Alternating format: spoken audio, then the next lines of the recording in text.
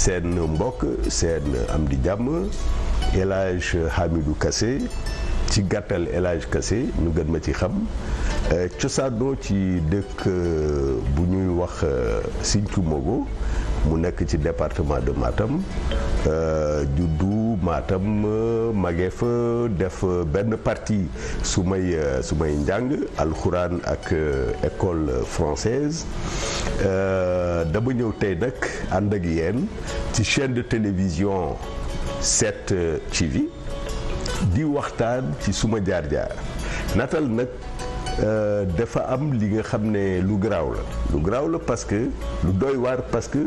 buñ la woonee sa natal normalement di nga xam fan la woon ak kan la woon ak nan la woon ñu xam ne aussi tout est évolution maanaam loo gis rek day juddu màgg ba disparaître un jour ou l'autre mais photo may nañu possibilité n'est-ce pas maanaam mën-mën conserver ay souvenirs conserver ay moments photo bi moom photo bi doy na waar parce que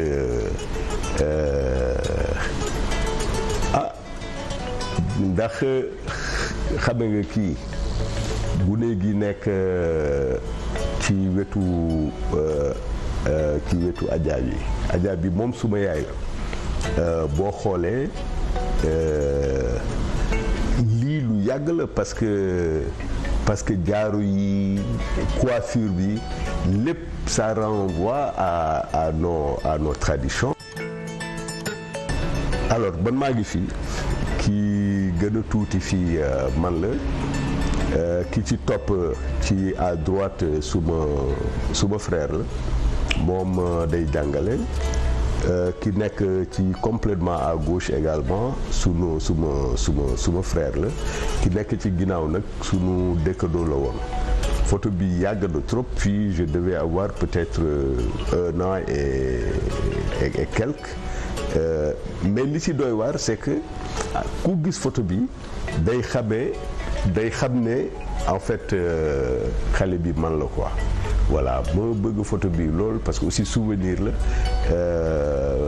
mère bi malheureusement elle est décédée il y a quelques années depuis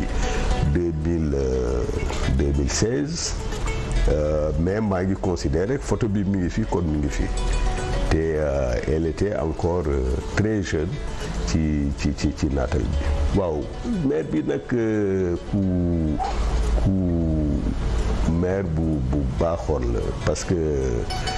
ñun sunu kër dafa mës a fees nit maanaam ay xale yi ñëw jóge ci village environnant yi ñëw Matam di fa jànge donc mun nga dugg ci kër gi doo xamee kan mooy doomu kan est-ce que kii gan la est-ce que kii doomu maire bi la wala doomu ainsi de suite doo xamee parce que ñëpp la teewoon ñëpp la uufoon ñun ci atmosphère boobu la ñu judd ñun ñëpp moom Marieta Mbow la tudd mi ngi cosaanoo benn village bu tudd Boyidnaaji c'est à ay presque 10 kilomètres waaye presque 8 kilomètres de Matam sorewul aussi suma village yu papa bu tudd Sinthiou Mogo boobu mi ngi à 11 kilomètres de Matam mais ñaari village yëpp ci benn tali bii la alors xam nga damay gis xale yi di def temps yi afro mais afro dafa yàgg afro dafa yàgg ñun li ñu doon inspiré mooy noir américain yi mel ni Black Panthers ci wàllu politique wala James Brown ci wàllu musique dañu doon bàyyi aussi sunu karaw yi di law juste am benn koom la ñu doon jël pour voilà pour defar ko pour di peñe wu ainsi de suite bii nag xaw na yàgg tuuti parce que ça doit être ci début année 87 yooyu la voilà je crois que c'est en 87 bàyyi afro bi là c'est extraordinaire parce que photo bi jàll léegi ak bi photo dafa mel ni c'est dans la même période parce que bii su ma néeg la woon Université de Dakar ñaari mbir dañ ma soxaloon trop mooy politique mais politique bi ñu doon woowee politique marxiste politique communiste yi ak musique te musique bi ma ràññee ci kenn ku tudd Bob Dylan moo tax ma amoon poster bu mag suma chambre université boo gisee casquette bi période boobu casquette voilà boo buggee woon ne révolutionnaire nga moom nga sol casquette bi parce que ñoom Lénine ñoom Mao ñëpp sol nañu casquette bi. Photo bi aussi bu may fàttali lu bari ci Université de Dakar foofu maa ngi woon ak ay sumay xarit comme feu Big Khalifa Beng comme ay ñoom feu Ablaye Seye ñoom feu et cetera vraiment bon mënuma lim ñoom Touré ñoom Abdou Kama mu doon liggéey BCEAO jusqu'à récemment je crois ak yeneen xarit yi nga xam ne dañu taxawoon loolu ci mouvement étudiant dafa mel ni bon on était les principaux dirigeants du mouvement étudiant de Dakar période bii la ñu créé woon li ñu wooyee CED maanaam coordination des étudiants de Dakar mi defoon fii grève 1987 ba ay yëf yi jaxasoo Université de Dakar grève bi duré pratiquement de janvier du 22 janvier au 16 février 1987 voilà. Photo bi aussi dafa bokk ci photo yu ma bëgg lool parce que dina ma rappeler suma année universitaire ak yeneen photo également. ñun dañu teel a def politique depuis vers fin année 70 maanaam ay 78 79 gune la ñu woon parce que période boobu man j'avais 16 ans 17 ans commencé politique ak suma benn enseignant bu tudd Iba Gueye yàlla na ko yàlla yërëm ak suma grand frère yi aussi notamment kenn ci ñoom nga xam ne dafa doon politique mais politique bi nga xam ne clandestin la ñu woon mais ñu topp seen tànk affaire politique aussi topp ñu ba Université de Dakar ba léegi xëy na nuñ koy defee moo soppeeku mais fond bi mi ngi fii ba léegi fond bi maanaam li ci gën a dëgër mi ngi fii ba léegi parce que dañu mës a gëm ne àdduna si dafa war a nekk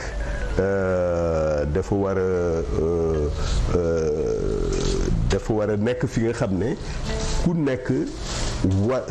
bu doon sa sago nga vivre dignement et décemment. Ah oui c'est ça fii c'est la même chose boo xoolee afro yi ak photo bee jàlloon c'est la même chose dañ doon bàyyi sunu karaw yi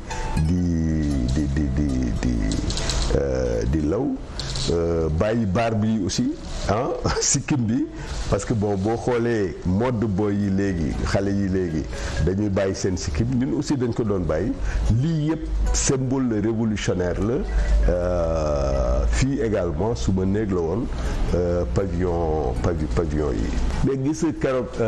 waaw y a quelques années quand même demoon naa université dugg su ma néeg mais franchement j'étais très ému parce que man je me rappelle maa ngi bokkoon néeg bi ak un journaliste bu tudd Bonaventure Assogba il est du Bénin nekkoon na foofu sax directeur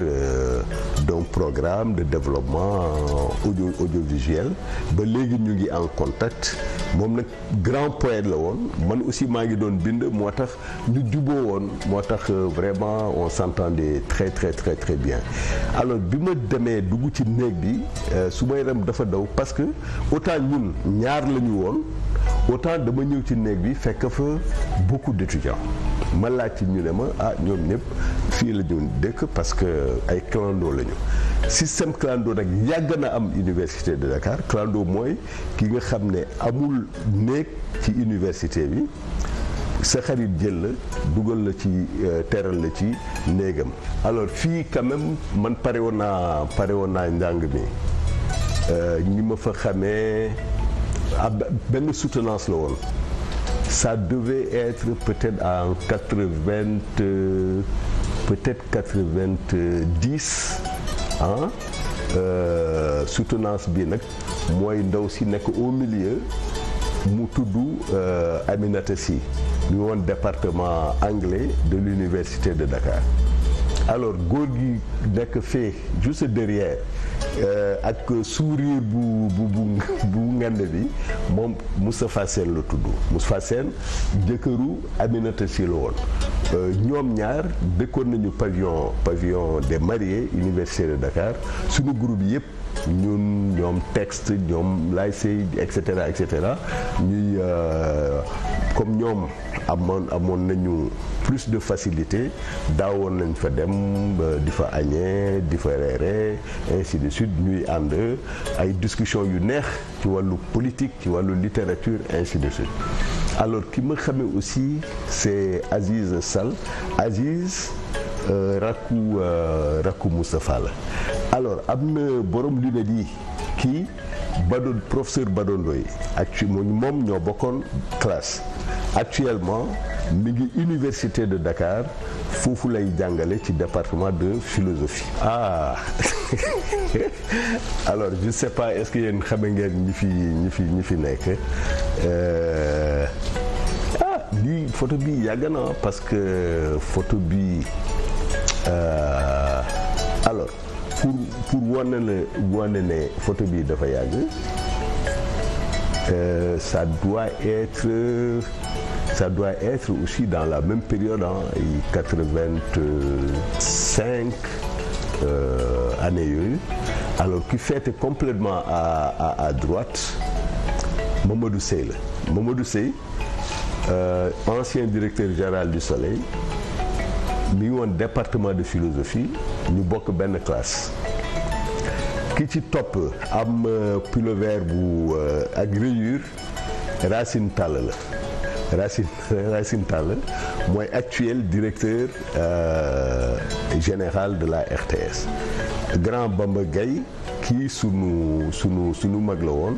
mu nekkoon également université de Dakar xarañ lool très brillant mais gën nañu gisee malheureusement waaw. Kii nag féete complètement à gauche c'est toujours boo xoolee tignasse bi ak moustache yi ak barbe bi nga xam ne même période la photo yi passé fii. Voilà fii CESTI la woon benn conférence la woon nga xam ne kii moo ko Gaye moo ko doon animé. Voilà Gaye moo ko doon animé.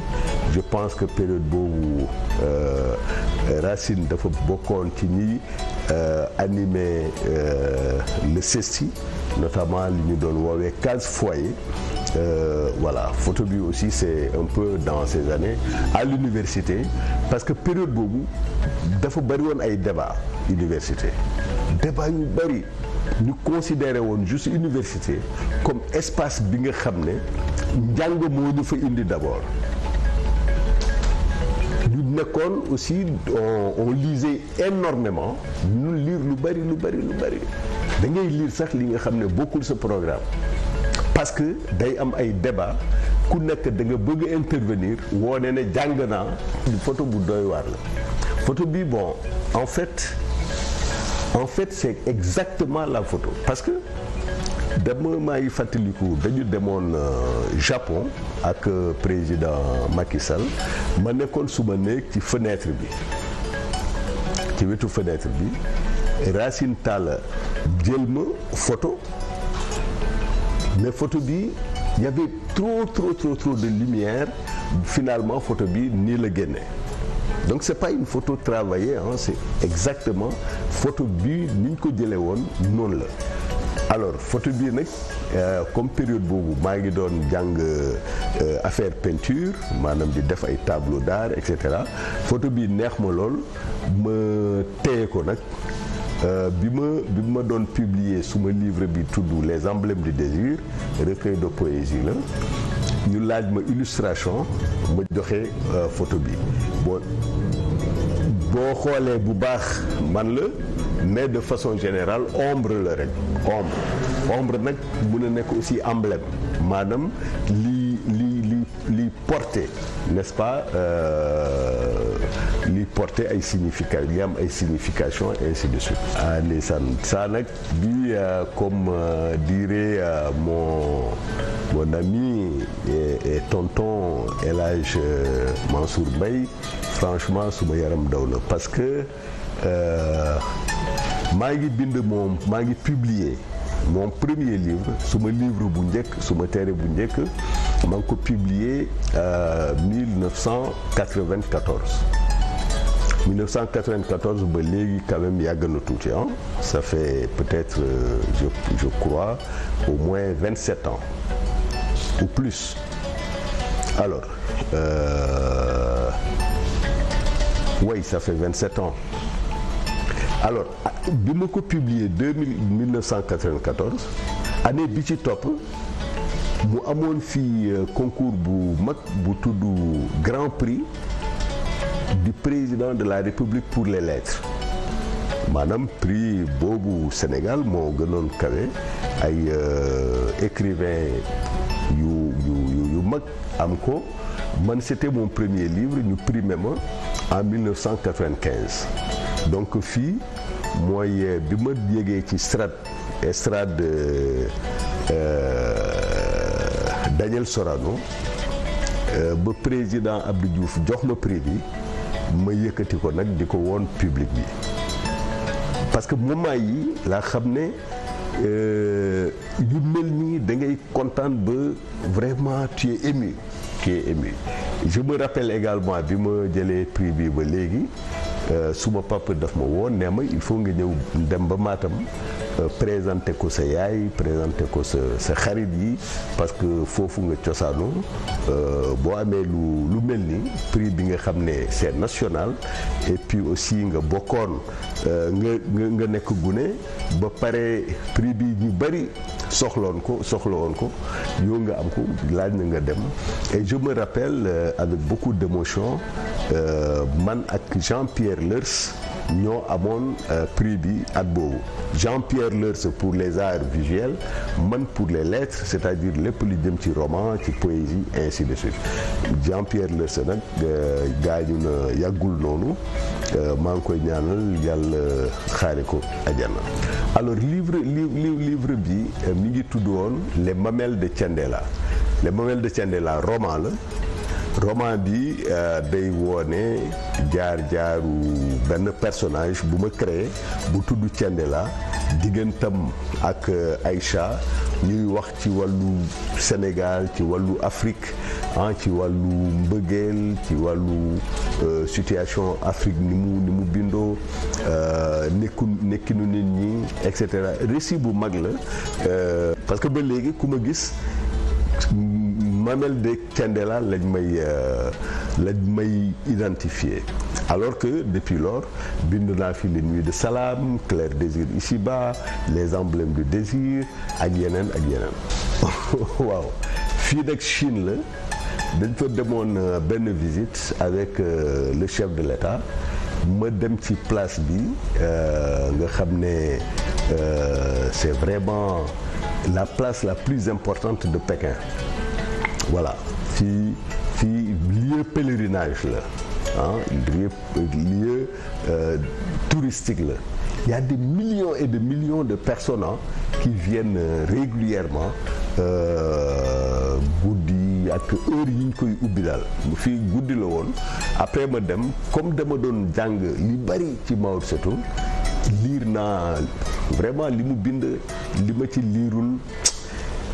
tuuti la je crois que bii ci li ma jàng ci histoire Chine 1966 la woon 1966 ci li ñu doon woowee la révolution culturelle prolétarienne chinoise voilà et donc il y a des millions des centaines de millions d'étudiants de jeunes ñoo nekkoon ci mbedd mi pour seen parti bi bañ a wëlbatiku def leneen li ko yoonu socialisme sant voilà te Mao moo jiite woon boobu après bi mu jiitee la longue marche n'est-ce pas ba seen dëkk bi am indépendance en octobre 1949 bi c'était en Chine ci lac bi ñuy woowee le lac de l'Ouest wala ñu woowee ko aussi Sihu lac la bi nga xam ne am na ay montagnes lac la bi nga xam ne am na ay pavillons mais chaque année aussi il semble que dañ fay def benn spectacle ci kaw lac bi day mel ni nit ñi dañu taxaw ci ndox mi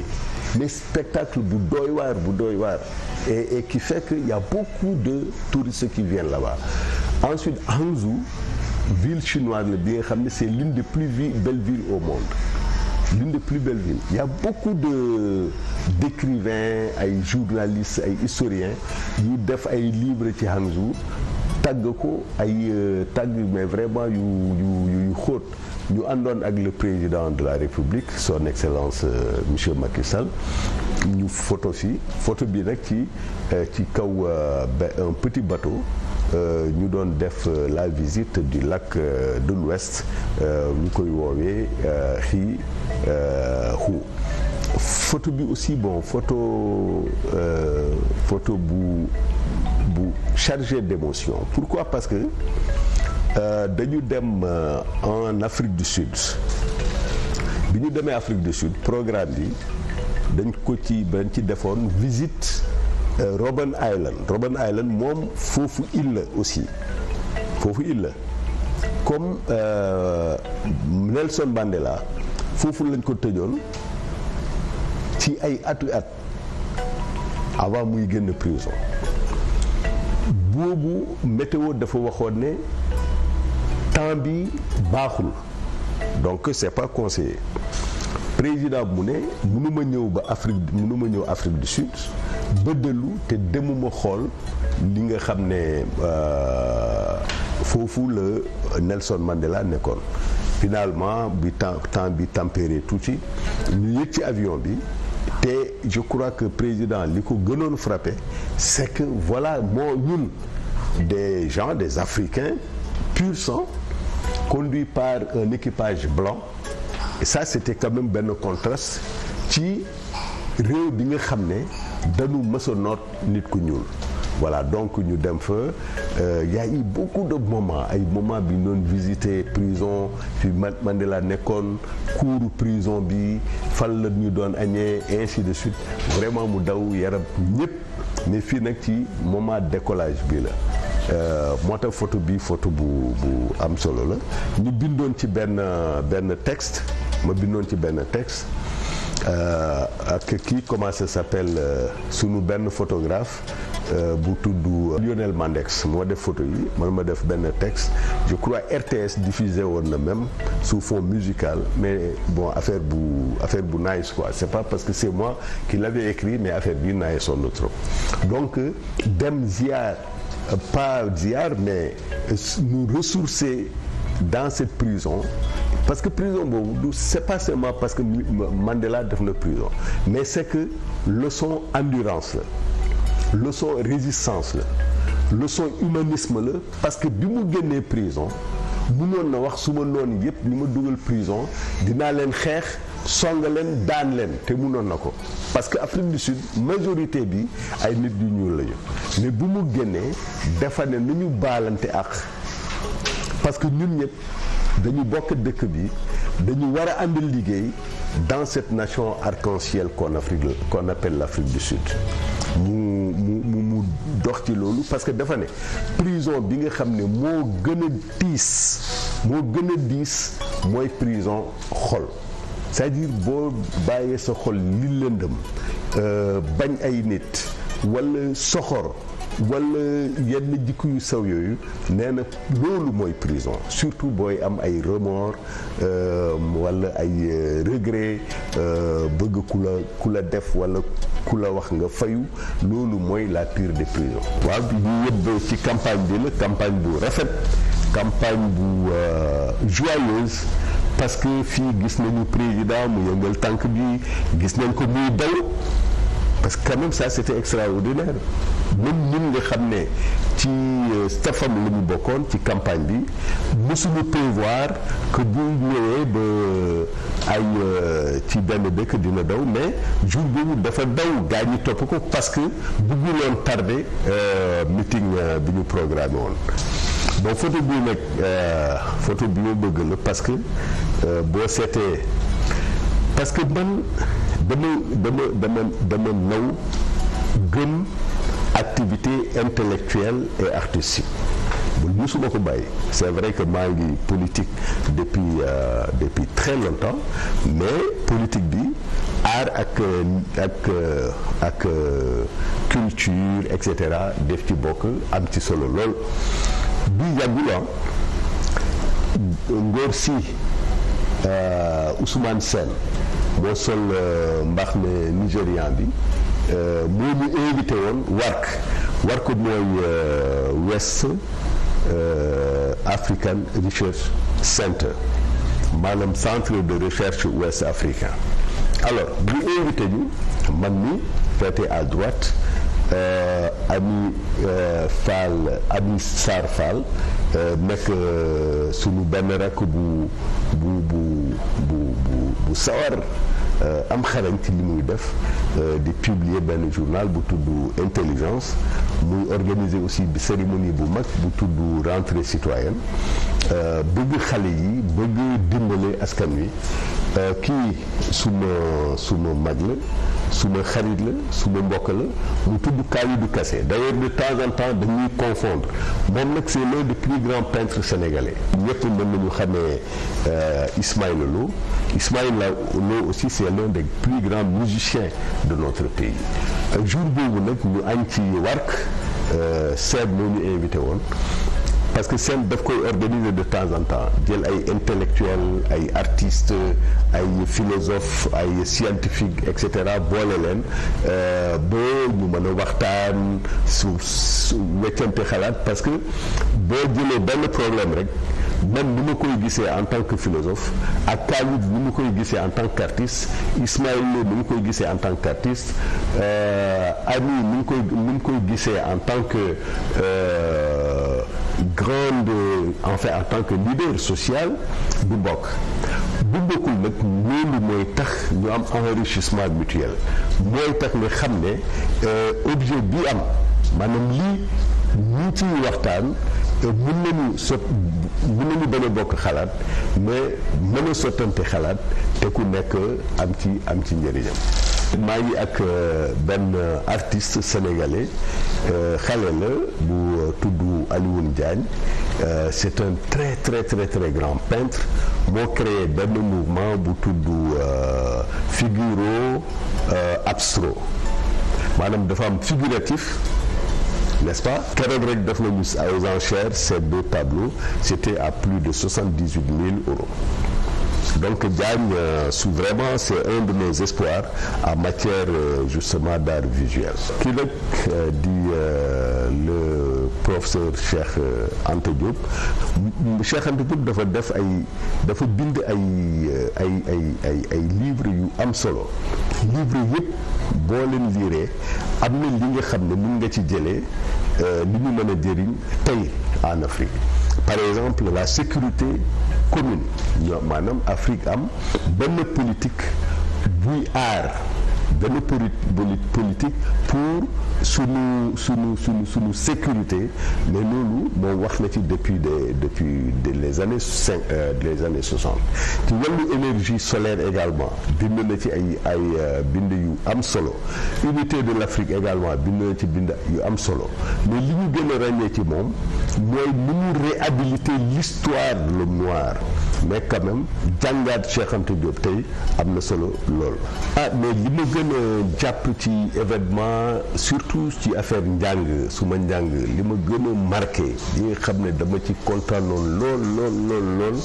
mooy suma dajee ak le professeur Mamoussé Diagne dès que je suis venu à l'université notamment en 1983 parce que dama mës a dégg waxu Mamoussé Diagne donc gis ko rek vraiment vraiment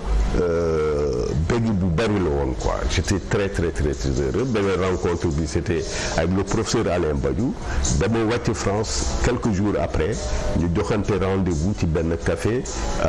te Alain Badiou c'est l'un des plus grands philosophes vivants aujourd'hui maanaam ñi ci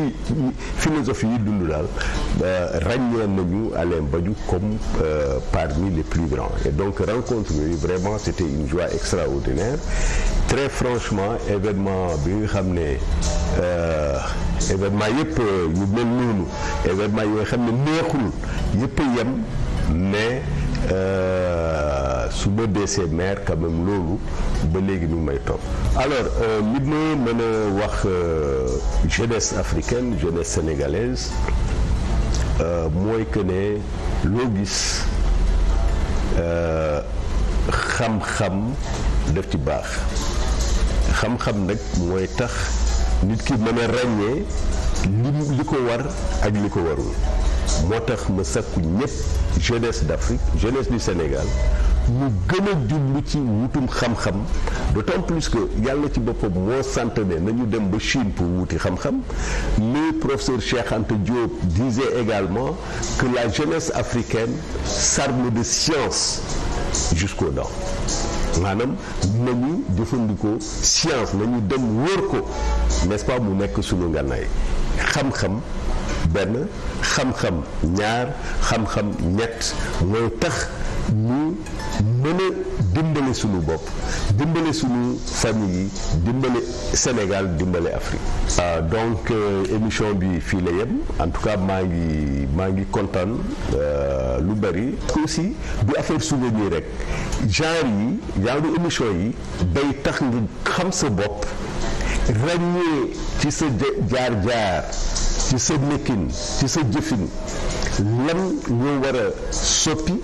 pour améliorer wu parce que nit ki moom jaamu yàlla moom day améliorer wu rek c'est-à-dire chaque jour da ngay ñaan yàlla yokkute nag du yokkute matériel wala am xaalis wala non mais yokkute surtout yokkute ci xel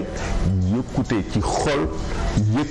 yokkute également qualité bi nga am diggante yeneen jaamu yàlla yi sa borom yi. Donc vraiment souvenir man hésité naa woon ñëw parce que comme ni ma ko doon waxee philosophe buggul image en général surtout bu ñuy waxam buggu ko tellement mais nag vraiment j'ai pas regretté aw ma ci benn rëccu voilà. Merci beaucoup à l'émission Souvenir et à ses animateurs.